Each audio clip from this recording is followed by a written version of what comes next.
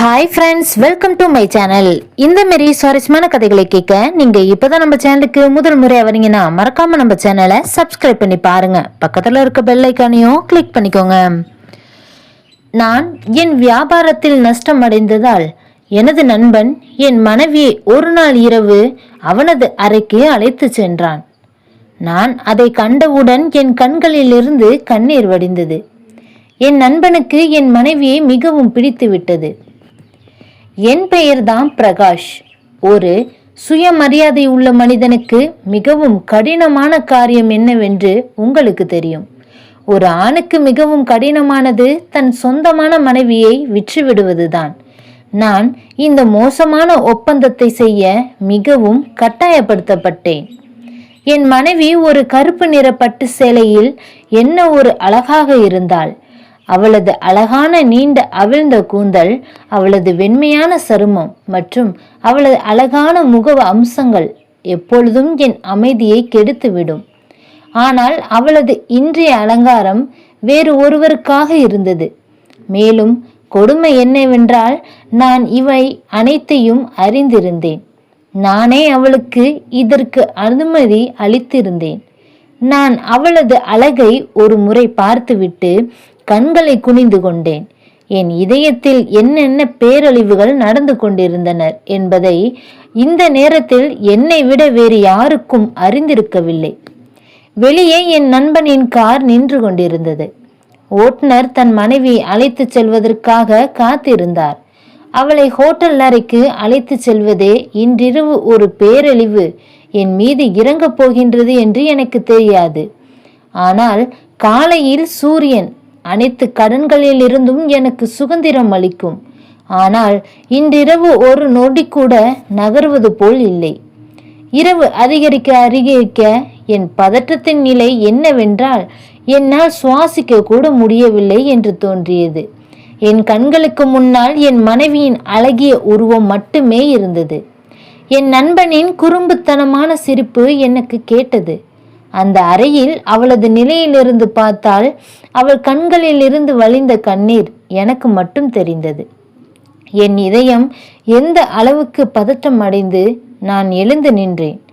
என் சுவாசம் முழுவதும் வேகமானது. என் மூளை வெடித்துவிடும் போல் தோன்றியது. என் மனைவியை வேறு ஒருவருடன் பொறுத்து கொள்வது எனக்கு மிகவும் கடினமாகத்தான் இருந்தது. அதனால் நான் வீட்டை விட்டு வெளியேறினேன். இப்பொழுது என் பாதை நேராக என் மனைவி மீது சென்று ஹோட்டலை நோக்கி நான் நகர்ந்தேன். நான் ஹோட்டலுக்கு நெருங்க நெருங்க என் இதயத்தின் நிலை மிகவும் மோசமடைந்தது. என் கண்களில் இரத்தம் இறங்கியது போல் தோன்றியது. என் நண்பனை கொன்றுவிட வேண்டும் என்று எனக்கு தோன்றியது. நான் ஏற்கனவே கடனாளியாக இருந்தேன். ஒரு கொலையாளியாகவும் மாறியிருப்பேன். ஆனாலும் என் சுயமரியாதையை நான் விற்க முடியாது. நான் ஹோட்டலுக்கு வந்த பிறகு வரவேற்பறையில் நண்பனின் பெயரை சொல்லி எந்த அறையில் இருக்கின்றார்கள் என்று கேட்டேன். அவள் ஒரு விசித்திரமான புன்னகையுடன், அவர்கள் இன்றிரவு ஒரு சிறப்பு அறைக்கு முன்பதிவு செய்துள்ளார்கள். அந்த அறையில் அவர்களை தொந்தரவு செய்ய வேண்டாம் என்று கூறினார்கள் என்றாள். என் நண்பனின் ஓட்டுநர் எனக்கு முன்பணமாக பணம் கொடுத்துவிட்டு சென்றிருந்தார். நான் அதே அறைக்கு அருகில் உள்ள அறை எனக்கு வேண்டும் என்றேன். அந்த நேரத்தில் என் பதட்டம் எந்த அளவுக்கு உயர்ந்திருந்தது, என் வலியை வெளிப்படுத்த வார்த்தைகளே இல்லை. அறையின் சாவி என் முன்னால் தான் இருந்தது. நான் அதே அறைக்கு அருகில் உள்ள அறைக்கு 2 அறைகளும் வெவ்வேறு கேலரியில் இருந்தது. நடுவில் ஒரு சுவர் மட்டுமே இருந்தது. அதை தாண்டுவது எனக்கு கடினமான காரியமில்லை. நான் மெதுவாக சுவரை தாண்டி என் நண்பனின் அந்த சிறப்பு அறைக்கு வந்தேன். ஒரு பாக்கெட்டில் அந்த நேரத்தில் கூர்மையான கத்தி இருந்தது. நான் அவனை விட்டுவிட மாட்டேன் என்று தீர்மானித்திருந்தேன். பிறகு என் விதி எதுவாக இருந்தாலும் பரவாயில்லை. ஆனால் நான் மெதுவாக அந்த கேலரியின் கண்ணாடியின் கதவை திறந்து திரையை விலக்கி அந்த அறையின் உள்ளே இருந்த காட்சியை பார்த்தபோது என் கோபம் பறந்து விட்டது. என் கைகளில் இருந்த கத்தி தரையில் கீழே விழுந்தது. என் கைகள் முழுமையாக நடுங்கின. என் உடல் முழுவதிலும் ஒரு பேரழிவு இறங்கியது போல் எனக்கு தோன்றியது. ஏனென்றால் என் மனைவியும் என் நண்பனும் ஒரு நாள் என் நண்பனின் பேச்சை கேட்டு என்னால் அவனுடைய கண்களை சந்திக்க முடியவில்லை. நாங்கள் ஒரு ஃபாஸ்ட் ஃபுட் உணவகத்தில் அமர்ந்திருந்தோம். என் முன்னால் இருந்து ஒரு வட்ட மேசையில் பலவிதமான பர்கர்கள், பீஸாக்கள் இருந்தன. என் நண்பன் என்னை உற்று பார்த்து கொண்டிருந்தான். அவன் நன்றாக யோசித்து கட்டாயப்படுத்துதல் இல்லை. நேரம் தேவைப்பட்டால் எடுத்துக்கொள், ஆனால் இன்று இரவு மட்டுமே, இதற்கு மேல் நான் உனக்கு நேரம் கொடுக்க முடியாது என்றான். ஒருவேளை அவனுக்கு இதையெல்லாம் சொல்வது எளிதாக இருந்திருக்கலாம். ஆனால் எனக்கு கேட்பது எளிதாக இல்லை. அந்த நேரத்தில் நான் கடனில் மூழ்கி இருந்தேன். என் மனைவியை பற்றி ஒரு ஆணின் சுயமரியாதை ஆழமாக காயப்படுத்த ஒரு விஷயத்தை நான் கேட்டுக்கொண்டிருந்தேன். என் நண்பன் என்னை அமைதியாகவும் மென்மையாகவும் பார்த்தபோது அவன் சாப்பிட்டு இதற்கு பணம் வாங்க மாட்டேன் என்றான். இது சொல்லி அவன் சிரித்தான். நீ இதை மிகவும் யோசிக்கின்றாய். நான் வாழும் சூழலில் இருந்து ஒரு சாதாரணமான விஷயம்தான். நீ நம்ப மாட்டாய். ஆனால் என் பங்காளிகள் தான் தங்கள் மனைவிகளை தாங்களே ஹோட்டல் அறைக்கு அனுப்புகின்றார்கள். கோடிக்கணக்கான ஒப்பந்தங்கள் ஒரே இரவில் கையெழுத்தாகின்றனர். நீயும் கோடீஸ்வரனாகலாம். நான் 2 கைகளையும் பிணைத்து கொண்டு அவனது பித்தநாட்டத்தை கேட்டுக்கொண்டிருந்தேன் என்பதை நான் மட்டுமே அறிந்திருந்தேன். கையாறு நிலையும் வறுமையும் மனித எப்படிப்பட்ட சமூகத்தின் வண்ணங்களை எல்லாம் காட்டுகின்றது. எதிரே அமர்ந்திருந்த என் நண்பன் மிகவும் ரசனையுடன் அப்போது பீஸாவை சாப்பிட்டு கொண்டிருந்தான். ஆனால் நான் தன் உயிர் தொண்டையில் சிக்கி இருந்தது போல் இருந்தது. நான் ஒரு பெருமையுடன், என் மனிதனுக்கு சுயமரியாதை இல்லையா, அவனுக்கு மனிதன் என்று அழைக்கப்படும் உரிமை இல்லை என்று சொல்வேன்.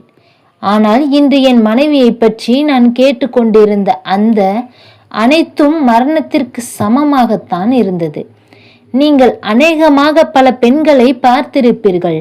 அவர்கள் தங்கள் கட்டாயத்தின் காரணமாக தங்களை மற்றவருக்கு விற்பிப்பார்கள்.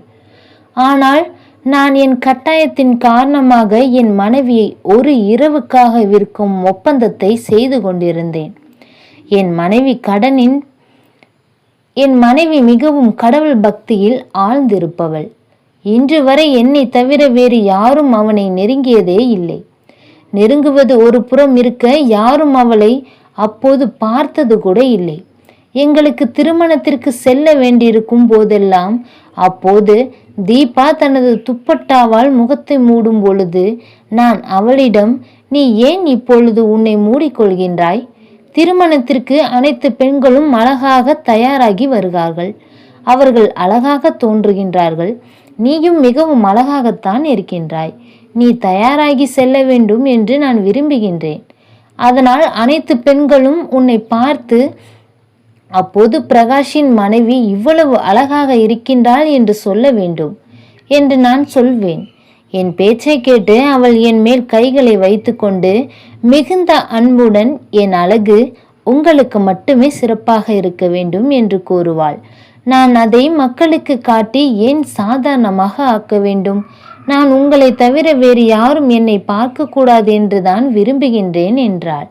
அப்போது தீபாவின் பேச்சு இப்பொழுது என் காதுகளில் ஒலிப்பது போல் இருந்தது. என் கண்களில் இருந்து வழிந்தவுடன் கண்ணீர் வழிந்தோடியது. நான் இத்தகைய பரிசுத்தமான மனைவியை விற்கப் போகின்றேனே இல்லையா? இதை நான் ஏற்க முடியாது. என் இதயத்தின் குரல் என் உதடுகளுக்கு வந்தது. என் நண்பன் அப்போது பீஸா அவன் வாயிலிருந்து வந்து கையில் இருந்து எடுத்து ஒரு கணம் அவன் என்னை சோதிக்கும் கண்களால் பார்த்து கொண்டிருந்தான். பிறகு, சரி, பரவாயில்லை, நீ ஒரு 10 லட்சம் ரூபாய்களை கொடுத்து விடு என்றான். நான் நண்பனின் அலட்சியத்தை கண்டு என் கண்களில் சோர்ந்திருந்த தண்ணீர் மற்றும் என் கன்னத்தில் விழுந்தது. நான் பலவிதமான மனிதன் அல்ல, மிகவும் வலுவான இதயத்திற்கு சொந்தக்காரன். ஆனால் நான் ஒடிந்து விடுவேன். நான் என் நண்பனிடம், எனக்கு சிறிது நேரம் கொடு, இவ்வளவு பெரிய தொகையை ஒரே இரவில் நான் எப்படி ஏற்பாடு செய்ய முடியும் என்றேன். அவன், நான் உனக்கு மேலும் நேரம் கொடுக்க என்னால் முடியாது. இன்று இரவு மட்டுமே எனக்கு இருக்கின்றது. ஒன்று என் பேச்சை கேள், அல்லது பணத்தை ஏற்பாடு செய் என்றான். நான் அங்கிருந்து எழுந்து வெளியே வந்தேன். வானிலை குளிராக இருந்தது. காற்றும் குளிர் வீசத் தொடங்கியது. ஆனால் மூச்சு திணறல் இந்த அளவுக்கு அதிகமாக இருந்தது. சுவாசிப்பது கூட கடினமாகத்தான் இருந்தது. நான் எப்படி வீட்டுக்கு சென்றேன் என்று கூட எனக்கு தெரியவில்லை. இரவு 1 மணியாகிவிட்டது. நான் கதவின் மணியை அடித்தேன். உடனடியாக தீபாவின் குரல் கேட்டது. நான் தான், கதவை திற என்றேன். அவள் உடனடியாக கதவையும் திறந்தாள். என்னை பார்த்து, எங்கே போகின்றீர்கள்? இப்பொழுது இருந்து உங்களுக்காக நான் காத்திருக்கின்றேன் என்றாள். நான் எங்கிருந்து வருகின்றேன் என்று என்ன பதில் சொல்வது? நான் எந்த பதிலுமே சொல்லவில்லை. அமைதியாக மெதுவாக என் அறைக்கு செல்ல தொடங்கினேன். அப்போது தீபா என் அருகில் வந்து, பிரகாஷ், நீங்கள் பதில் சொல்லவில்லையே என்றாள். நான் எனக்கு அதிகம் தலைவலியாக இருக்கின்றது. அப்படி என்று கூற, நான் ஒரு கப் டீ போட்டு எடுத்துட்டு வரட்டுமா என்றாள். அவளும் டீ காஃபியை போட்டு எடுத்துட்டு வந்து தன் கணவரிடம் கொடுத்தாள். அவனும் குடித்துவிட்டு சாப்பிட சொல்லி வற்புறுத்தினாள். அவனும் சாப்பிடவில்லை. அதன் பிறகு அவன் முகத்தை பார்த்து, ஏன் பொய் சொல்றீர்கள்? ஆச்சரியமாக இருக்கின்றது. நீங்கள் எதுவுமே சாப்பிடவில்லை என்று தெரிகின்றது. ஆனால் சாப்பிட்டேன் என்று கூறுகிறீர்கள் என்றாள். பின்பு தீபாவின் இந்த விஷயம்தான் என் கண்களை பார்த்து என் இதயத்தின் நிலையை அவள் சொல்லி விடுவாள் என்று எனக்கு தெரியும். ஒருவேளை கணவன் மனைவி உறவு அப்படித்தான் இருக்கும். வார்த்தைகள் எல்லாம் தேவையே இல்லை. எப்படி இருந்தாலும் அவள் உணவை சூடாக்கி எடுத்து வருவாள். உணவு என்றால் வெறும் பச்சை மிளகாய் மற்றும் வெங்காய சட்னி. உலர்ந்த ரொட்டிகள் எல்லாம் தயாரித்து வைத்திருப்பாள். ஒரு முறை உணவை பார்த்து மற்றொரு முறை என் சுவாசமான மனைவியை பார்த்து கொண்டிருந்தேன். அவள் ஒவ்வொரு கஷ்டத்திலும் மிகவும் பொறுமையாகவும் அமைதியாகவும் என்னுடன் தான் இருந்தாள். நீ எனக்காக என்ன செய்தாய் என்று ஒருபோதும் என்னிடம் குறை சொல்லியதே இல்லை. நான் தீபாவின் முகத்தை பார்த்து கொண்டிருந்தேன். அவளது அழகான எனக்கு மட்டுமே சொந்தமானது. இன்று எனக்கு பெருமையாக இருந்தது. அப்போது தீபா தான் அமைதியாக அமர்ந்திருப்பதை பார்த்தபோது, ஒரு கவலமில்லாத என் வாயருகில் கொண்டு சாப்பிடுங்கள் என்றாள். அப்போது கவலையெல்லாம் மறந்து விடுங்கள் என்றாள். நான் அவள் கையிலிருந்து ஒரு வாய் ஊட்டி கொண்டேன். பிறகு என்னிடம், உங்கள் நண்பன் என்ன சொன்னான்? அவன் உங்களுக்கு உதவுவானா என்று கேட்டாள். என் நண்பனிடம் சொல்வதற்கு முன் தீபாவிடம், என் நண்பன் என்னை கூப்பிட்டான், அவன் எனக்கு உதவுவான் என்று சொல்கின்றான், எல்லாம் சரியாக நடக்க வேண்டும் என்று நீ பிரார்த்தனை செய்து கொள் என்றேன். ஆனால் என் நண்பன் வைத்த நிபந்தனை என்னால் நிறைவேற்ற முடியவில்லை. நான் இல்லை என்று தலையசைத்தேன். இல்லை, அந்த விஷயமும் நடக்கவில்லை என்றேன். இதை கேட்டு தீபாவின் முகத்திலும் கவலையும் ஆழமாகியது. ஆனால் அவள் எனக்கு ஆறுதல் அளித்து கொண்டிருந்தாள். நீங்கள் கவலைப்படாதீர்கள் என்றாள். நான், அவன் நாளை பணம் கேட்கின்றான், நான் எங்கிருந்து கொடுப்பேன் என்றேன். அவள் என் கையை பிடித்து, அப்போது என் வசம் இருந்த அனைத்தையும் நான் விற்றுவிட்டேன். அப்போது பிரகாஷ், இப்பொழுது என்னிடம் விற்க எதுவுமே இல்லை என்றாள். அவள் பேச்சு என் இதய துடிப்பை அதிகரித்து என் நண்பன் சொன்னது நினைவுக்கு வந்தது. இவ்வளவு அழகான மனைவி இருக்கும் ஒருவருக்கு வேறு என்ன வேண்டும்? உன் மனைவியிடமிருந்து நீ இவ்வளவு வசூலிக்கலாம், உன் கடனும் தீரும், நீயும் கோடீஸ்வரனாகலாம் என்று நண்பனின் வாயிலிருந்து இந்த வார்த்தை எனக்கு மிகவும் சோகமாக இருந்தது. நீ உணர்வில்லாதவன் தானே இருக்கின்றாய், நீ என்ன சொல்கின்றாய் என்றேன். அவன், ஆம், நான் முழு உணர்வில்லாதவனாதான் இருக்கின்றேன் என்றான். நீ என் மனைவியை எங்கே பார்த்தாய் என்றேன். இதற்கு அவன் ஒரு இழிவான சிரிப்பை சிரித்தான். மறைந்திருப்பவர்கள் ஒரு நாள் கண்ணுக்குள் நுழைவார்கள். நீ பழங்களை சாப்பிடு, மரங்களை எண்ணாதே. உன் மனைவியை நான் எங்கே பார்த்தேன், எப்படி பார்த்தேன் என்பதை விட்டுவிடு. ஒப்பந்தம் உனக்கும் சம்மதம் என்றால் நான் கட்சியுடன் பேசுகின்றேன். சில இரவுகள் உன் மனைவியின் விருப்பப்படியே கழிப்போம். உன் மனைவியின் அழகு என் வேலைக்கு எப்படி உதவுகின்றதோ அதே போல நானும் உன்னை கோடீஸ்வரனாக்குவேன் என்றான். அவன் எவ்வளவு வெட்கமற்றவனாக இருப்பான், இழிவான மனிதனாகவும் இருப்பான். நான் கடனாளியாக இல்லாமல் இருந்திருந்தால் நிச்சயமாக அந்த நேரத்தில் அவனது காலரை பிடித்து அடித்து நொறுக்கியிருப்பேன். துரதிர்ஷ்டவசமாக கடனாளிகள் மக்களின் பார்வையில் 2 காசுக்கு கூட மதிக்கப்படுவதே இல்லை. அதனால்தான் யார் வேண்டுமானாலும் என்ன வேண்டுமானாலும் சொல்லிவிட்டு செல்கின்றார்கள். சிறிது எதிர்ப்பு காட்டினாலும் பணத்தை கொடு என்று சொல்கின்றார்கள். இரவில் இவையெல்லாம் யோசித்து கொண்டே இப்பொழுது உறங்கினேன் என்று எனக்கு தெரியவில்லை.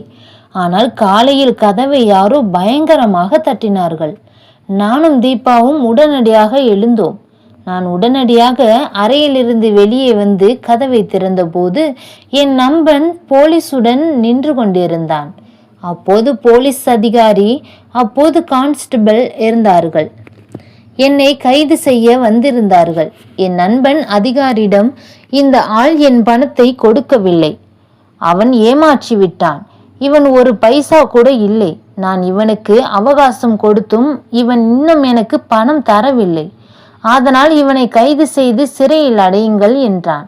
அந்த அதிகாரி எனக்கு கைவிலங்கு போடுவதற்கு முன் தீபா கதவின் மறைவிலிருந்து என்னை பார்த்து கொண்டிருந்தாள். அவள், என் கணவரை பிடிக்காதீர்கள், இவர் நேர்மையற்றவர், இல்லை, எங்களுக்கு சிறிது அவகாசம் கொடுங்கள், நாங்கள் உங்கள் ஒவ்வொரு ரூபாயும் திருப்பி தருகின்றோம் என்றாள். இதை கேட்டு என் நண்பன் சிரிக்கத் தொடங்கினான். நான் இவனுக்கு மிகவும் எளிதாக கொடுத்தேன், ஆனால் உங்கள் கணவருக்கு அது சம்பந்தம் இல்லை என்றேன். பிறகு இவன் பணம் செலுத்தும் நிலையில் இல்லை, நான் இவனுக்கு நேரம் கொடுக்க இவனிடம் எதுவும் இல்லை, நீங்கள் உங்கள் விஷயத்தை பேசுங்கள், என் கடனை நீங்கள் அடைப்பீர்களா என்றேன். அப்போது தீபா, நான் மக்களுக்கு ஆடைகளை தைத்து தந்து கொடுத்து கொண்டிருக்கின்றேன், ஒவ்வொரு மாதமும் எங்களால் முடிந்த தொகையை நான் உங்களுக்கு தருகின்றேன் என்றாள். இதை கேட்டு என் நண்பன் தன் நெற்றியை சுருக்கி, அவன் எனக்கு 10 லட்சம் ரூபாய் கொடுக்க வேண்டும், 1000 அல்ல என்றான். பிறகு இன்ஸ்பெக்டர்கள், சரி, இவனை சிறையில் அடைத்து விடுங்கள் என்றார். இதை கேட்டு என் மனைவி துப்பட்டாவால் தன் முகத்தை மறைத்து கொண்டு வெளியே வந்து என் நண்பன் முன் கொஞ்சம் அதன் பிறகு என் நண்பனிடம் பேச ஆரம்பித்தாள். என் கணவரை கைது செய்யாதீர்கள் என்றாள். என் நண்பன், சரி, உங்கள் கணவன் என் நிபந்தனையை ஏற்றால் நான் இவனை விட்டு விடுகின்றேன் என்றான். அப்போது தீபா என்னிடம், நீங்கள் ஏன் இவ்வளவு நிபந்தனை ஏற்கவில்லை என்றாள். நான், அந்த நிபந்தனையை என்னால் ஏற்க முடியாது, உனக்கு தெரியாது தீபா, நீ உள்ளே போ என்று கடுமையாக சொன்னேன். ஆனால் தீபாவிற்கு என் கைது செய்வது பொறுக்கவில்லை. என் நண்பனிடம், நான் பிரகாஷும் சம்மதிக்க வைக்கின்றேன் என்றாள். அவள், உங்கள் அனைத்து நிபந்தனைகளையும் நிறைவேற்றுவார், கடவுளுக்காக இவைகளை எல்லாம் போலீஸ் நிலையத்திற்கு அழைத்து செல்லாதீர்கள் என்றாள். என் நண்பன் போலீஸ்காரர்களுக்கு சைகை காட்டினான். என் நண்பன் உள்ளே சென்று யோசித்து கொள்வோம் என்று சொல்லிவிட்டு தன் வீட்டிற்குள் நுழைந்தான். அவன் பின்னால் நானும் தீபாவும் வீட்டிற்கு நுழைந்தேன். ஆனால் இந்த முறை என் நண்பன் என்னை பார்க்காமல் தீபாவிடம் பேசினான். நான் ஏற்கனவே பிரகாஷிடம் சொன்னேன், நடுவழியில் உள்ள நிபந்தனையில் நீ ஏற்றுக்கொண்டால் உன் நிலையை உயர்த்தி விடுவேன் ஏனென்றால் நான் பண விஷயத்தில் மிகவும் மோசமான மனிதன் என்று, எனக்கு நஷ்டம் ஏற்படக்கூடாது என்றேன். அவன் மிகவும் இழிவாக தன் பழக்கத்தை வெளிப்படுத்தினான். அப்போது தீபா, நீங்கள் சொல்லுங்கள், பிரகாஷ் என்ன செய்ய வேண்டும் என்றாள். என் நண்பன் இழிவான சிரிப்புடன் தீபாவை தலை முதல் கால் வரை பிடிவாதமாக பார்த்தான். என் நரம்புகளில் இரத்தம் ஓடுவதற்கு பதிலாக நெருப்பு ஓடியது போல் எனக்கு தோன்றியது. நான் மிகவும் கடினமாக பொறுத்து கொண்டேன். பிறகு அவன், அப்போதுதான் பிரகாஷ் உனக்கு நிபந்தனையை சொல்லவில்லையா என்றான்.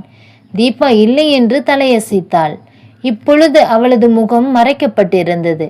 என் நண்பன், பாருங்கள், நீங்கள் இவனது கடனை தள்ளுபடி செய்ய விரும்பினால் நான் இவனுக்கு ஒரு நல்ல தொகையை வியாபாரத்திற்காக கொடுப்பேன், அதற்காக நீங்கள் தான் ஒரு வேலை செய்ய வேண்டும் என்று சொல்லிவிட்டு அப்போது தீபாவிற்கு அருகில் வர தொடங்கினான். பின்பு அதனால்தான் இடையில் வந்தேன். என் நண்பனை ஒரு கையால் பின்னுக்கு தள்ளி கொடுமையாக அவனிடம், என் மனைவி அப்படி எதுவும் செய்ய மாட்டாள், நீ இங்கிருந்து போ, உன்னால் முடிந்ததை செய் என்று போலீஸை பிடித்து கொடு அல்லது தூக்கிலிட செய் என்றேன். இந்த பேச்சை கேட்டு தீபா அழத் தொடங்கினாள்.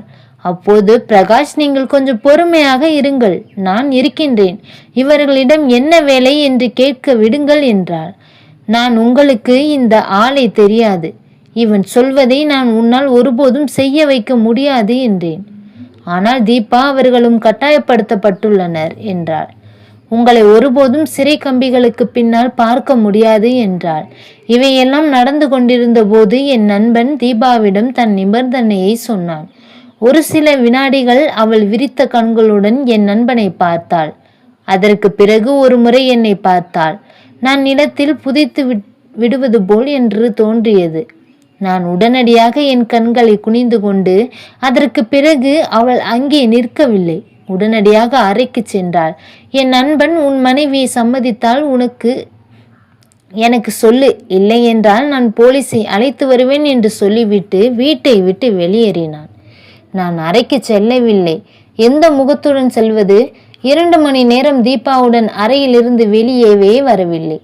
2 மணி நேரம் கழித்து அவள் அறையிலிருந்து வெளியே வந்தாள். அவள் கண்கள் அழுது வீங்கியிருந்தனர்.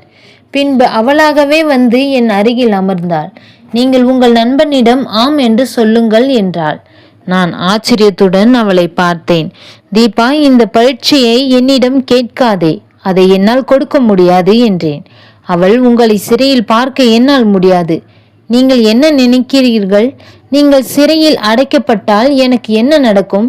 நான் தனியாக வீட்டில் பாதுகாப்பு அற்றவளாக இருப்பேன் என்றாள். தீபாவின் பேச்சு சரியாகத்தான் அவனுக்கு தோன்றியது. நான் சிறைக்கு சென்றால் பின்னால் யாராவது இவளுடன் ஏதாவது செய்ய முடியும். அவள் இப்படி தன்னை பாதுகாத்து கொள்ள முடியும். அதனால் தன் இதயம் இந்த விஷயத்தையும் ஏற்கவில்லை. என் கண்களுக்கு முன்னால் என் மனைவியை நான் எப்படி ஒரு பாவச்சேற்றில் தள்ளுவது போல? வேறு வழியும் என்னிடம் இல்லை. சூழ்நிலைகளின் அடிப்படையில் நான் என் சுய மரியாதையை தட்டி உறக்க வைத்தேன்.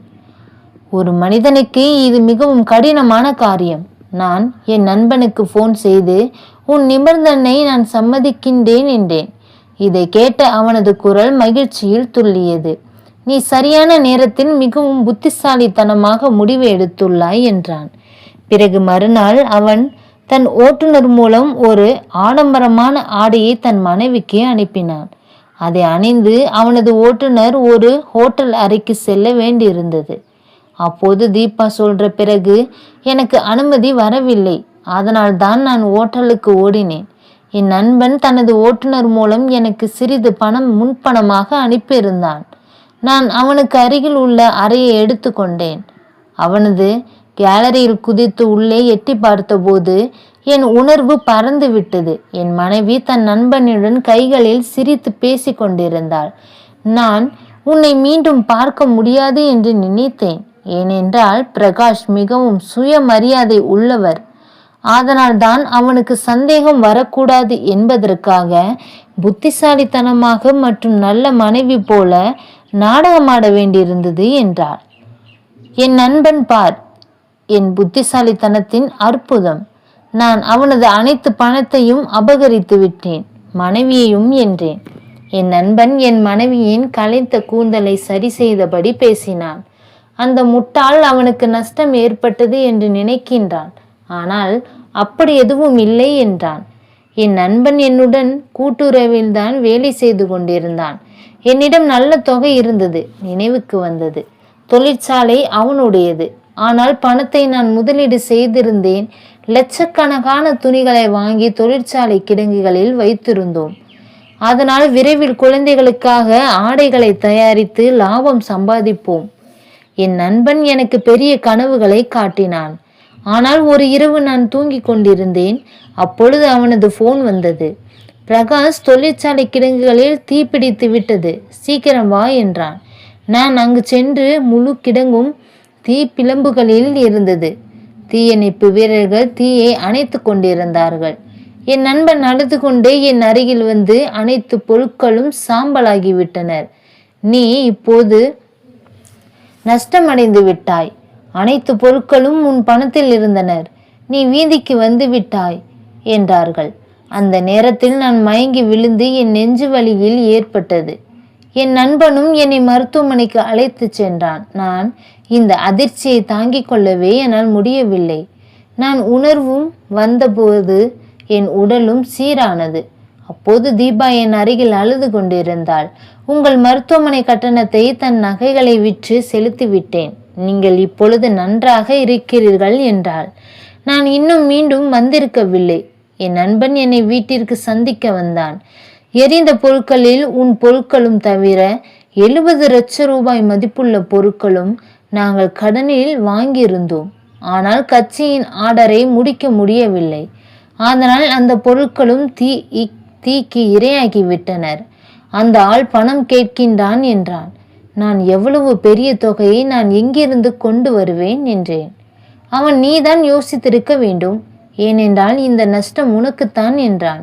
என் நண்பனும் என் மனைவியும் சேர்ந்து என்னை ஏமாற்றி கொண்டிட்டார்கள். ஆனால் ஏனென்றால் இப்பொழுது அவன் கிடங்கில் தீ வைப்பதற்கு முன் பொருட்களை எல்லாம் வெளியே எடுத்து விட்டான் என்று அப்போது ஒப்புக்கொண்டான். எரிந்ததை எல்லாம் கெட்டுப்போன பொருட்கள் மற்றும் அவைகள் எல்லாம் வீணாகி போய்விட்டது. அனைத்தையும் அவன் என்னை சிக்க வைக்கவே செய்திருக்கின்றான். அதனால் என் மனைவிக்கு முன்னால் தன்னுடன் இன்பமாக இருக்க முடியும் என்பதற்காக இதை செய்திருக்கின்றான். அதிக அளவு நம்பிக்கை வைத்திருந்த தனது மனைவியுடன் தன் நண்பனும் இதற்கு உகந்தையாக இருந்திருக்கின்றாள். இதை அனைத்தையும் அவர்கள் பேசி கொண்டிருந்ததை நான் பார்த்து, அந்த நேரத்தில் என்னிடம் மொபைல் இருந்தது. நான் அங்கு நடந்தது அனைத்தையும் வீடியோ எடுத்து விட்டேன். அதன் பிறகு அந்த வீடியோவை போலீஸ் நிலையத்திற்கு சென்று அதை அவர்களிடம் ஒப்படைத்தேன். இருவர்களுக்கும் தண்டனையை வாங்கி கொடுத்தேன். பின்பு என்னை ஏமாற்றி என் மனைவி மற்றும் நண்பன் மீது ஏற்பட்ட வெறுப்பில் வாழ்நாள் முழுவதும் கவலையுடனே கழிக்க ஆரம்பித்தேன். அதன் பிறகு எனது வாழ்க்கையும் நரகமாகிவிட்டாலும் இப்பொழுது ஏற்பட்ட பெரும் நஷ்டத்திற்கு ஈடாக எதுவுமே இல்லை. இந்த கதை பிடிச்சிருந்துச்சு அப்படின்னா லைக் அண்ட் ஷேர் பண்ணுங்க.